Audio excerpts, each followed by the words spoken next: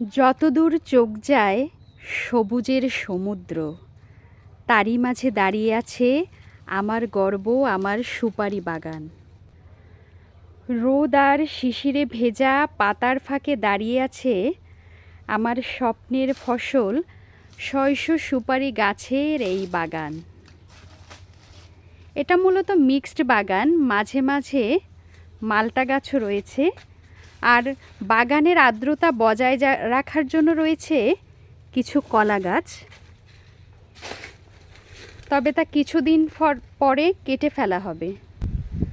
প্রথমে আমরা রংপুর থেকে সুপারি এনে চারা করেছিলাম, তারপর নার্সারি থেকেও সংগ্রহ করেছি এই ভিয়েতনামি জাতের চারা। আজ আমার বাগানের বেশিরভাগই গাছই সেই ভিয়েতনাম সুপারি। আপনারা কি জানেন সুপারির দাম এখন আকাশ ছোঁয়া?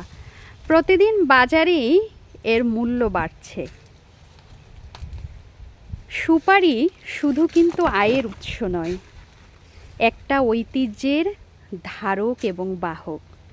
আমাদের এলাকায় এখন সুপারির কেজি 800 টাকা, আর শুকনো হলে তার দামও কম নয়। তাই চাষিদের কাছে এটি এখন লাভজনক ফসলের তালিকায় শীর্ষে।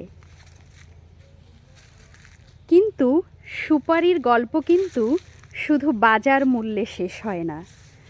পান সুপারি খাওয়া বাঙালির অতিথি আপ্যায়নের কিন্তু এক অবিচ্ছেদ্য অংশ। বিয়ের আসর হোক, ঈদের দিন কিংবা সন্ধ্যার আড্ডা, পান সুপারি ছাড়া অসম্পূর্ণ। অনেকে বলে সুপারি নাকি শুধু অভ্যাসের বস্তু, কিন্তু গ্রামের অনেক প্রবীণ মানুষ বলে পরিমিত মাত্রায় সুপারি খেলে মুখের ক্ষুধা কমে, হজম শক্তি বাড়ে আর দীর্ঘক্ষণ সতেজও থাকা যায়। এছাড়া অনেক ছোটোখাটো লোকজ চিকিৎসায়ও কিন্তু সুপারি ব্যবহৃত হয়।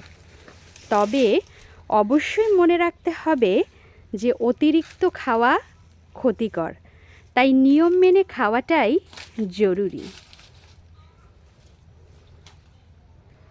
আমাদের এই সুপারি বাগান শুধু কিছু গাছের সারি নয়, এ আমাদের ভালোবাসা, ধৈর্য আর স্বপ্নের গল্প।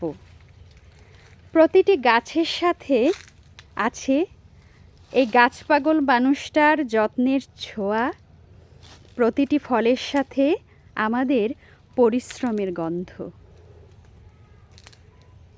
যতদিন বাঙালি খাবে পান, ততদিন এই ঐতিহ্য বেঁচে থাকবে।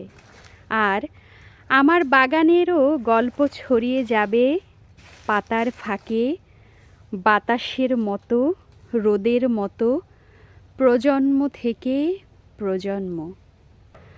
শুধু সুপারি নয়, আমার এই সবুজ স্বপ্নে আছে আরও এক মিষ্টি অধ্যায়, আমার মাল্টা বাগান। গাছে এখন টলমল করছে কমলা হলুদ সবুজ মাল্টা, রোদে ঝলমল করছে যেন সোনার বল।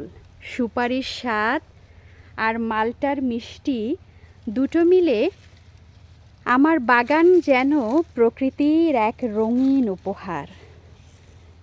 যত্ন, পরিশ্রম আর ভালোবাসা দিয়ে গড়া এই বাগান, যা শুধু আমার নয়, এই মাটির গল্প, এই দেশের গল্প।